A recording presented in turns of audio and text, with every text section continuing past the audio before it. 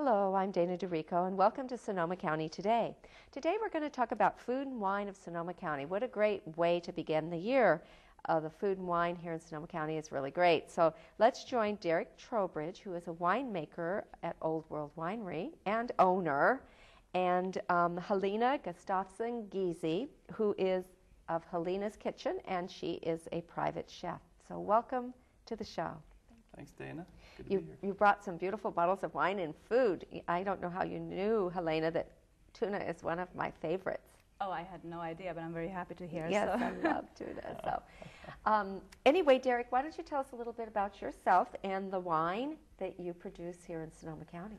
Sure. So, I was pretty much born into the wine industry. My grandfather was Lino Martinelli, the Martinelli Winery. Martinelli is an old name in this county. For sure. And so he was the guy that I grew up wanting to be like, and Oh, that's how why cute. I called my label Old World Winery. Uh-huh.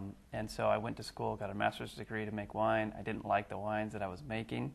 For whatever reason, they were a little too simple, I'm not sure. And so I went back to the beginning using only yeast from the vineyard the way my grandfather did. Yeast from the vineyard? Yeah, only from on the berries of the grapes. Oh, wow. Uh-huh. To me, Is that different? Yeah, most people add, today, people have large tanks of wine and So did you watch Lino make the wine and he Oh. was using the yeast? Is that? Oh yeah, you just don't add anything. You let the yeast from the vineyard on the berries themselves Wow. produce, and it's. If you're a large production winery, can you do that? Yeah, there are some that do. Some uh-huh. think that they can't scale it, but I know 8,000 gallon tanks that have been native yeast fermented.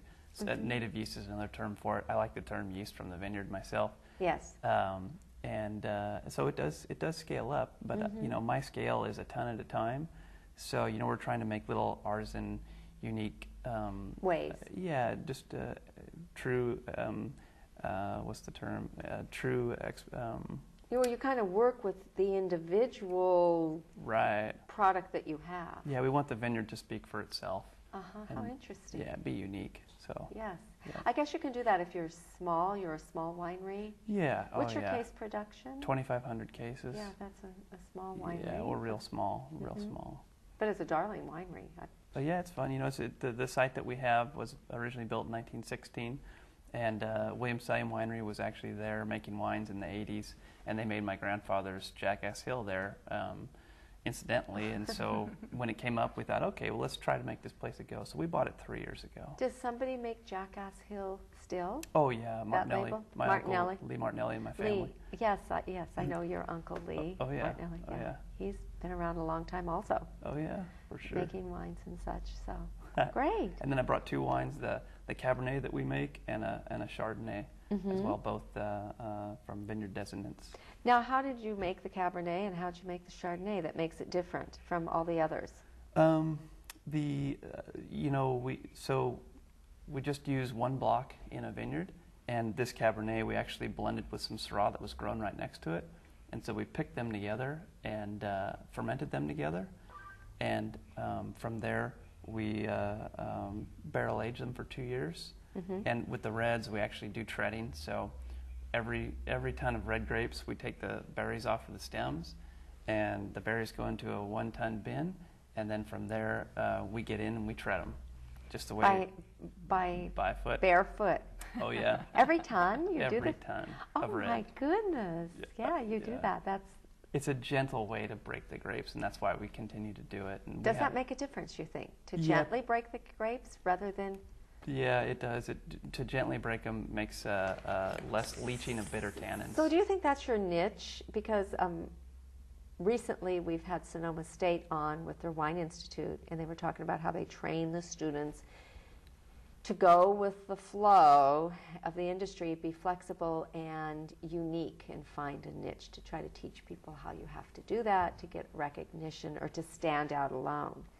Is that what you think your niche is? It's part of it. I mean, really, Old World Winery is about making wine the way it was made 100 years ago, so we don't use the additives that we have today. The sulfites. Well, we use sulfites, but small amounts, but there's 70 other 70? approved additives for wine. You're kidding. No, and the San Francisco Museum of Modern Art has a great exhibit that shows virtually all of the additives. Additives to wine? Yeah. It's on right now.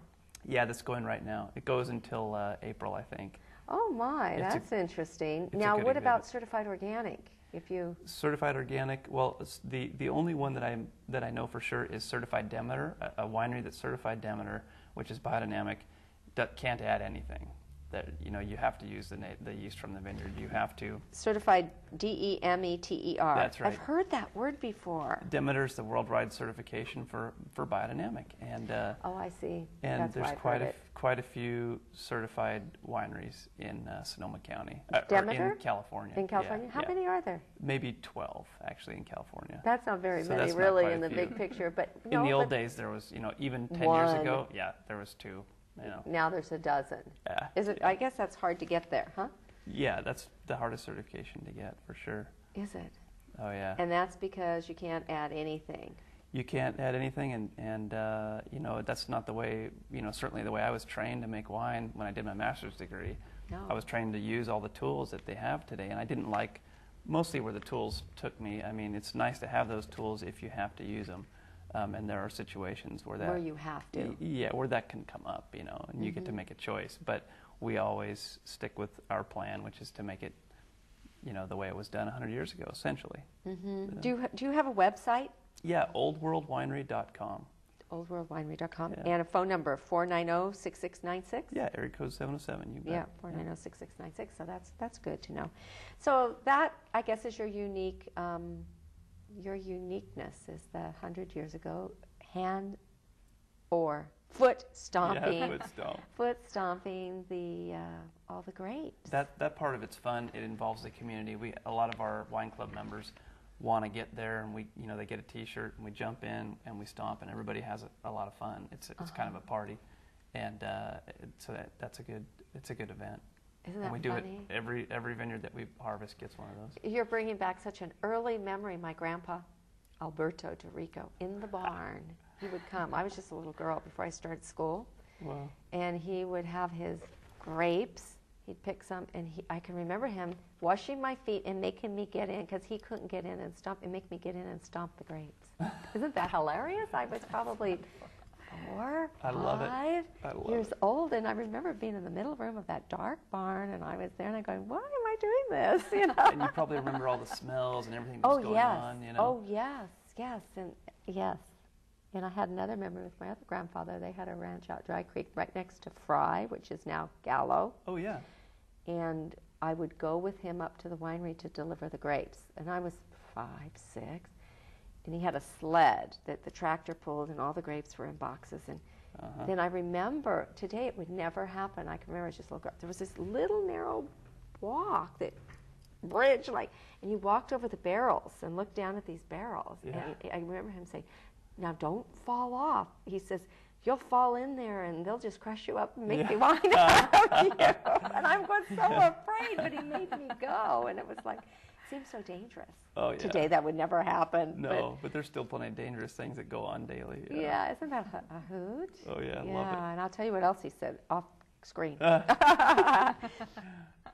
So, Helena, tell us a little bit about you. We kind of got a background on Darek. We're almost down to the break. Okay. Oh, no worries. I came here to the Bay Area in 2001. From Sweden? From London at the time, London actually. at the time. But I'm originally born in Sweden and lived there before, of course. And I came for vacation, fell in love with my husband, Oh, good and for you. got stuck in such a terrible place as California. How exciting. And I love it here. You love California and Yes. Sonoma County. Yes. And this is where you made your home. Yes. Then, yes. We need to take a break already, and then we're going to get back to you, Helena, and then talk about the food and the pairing. Sounds good. Stay tuned. We'll be right back after this brief message.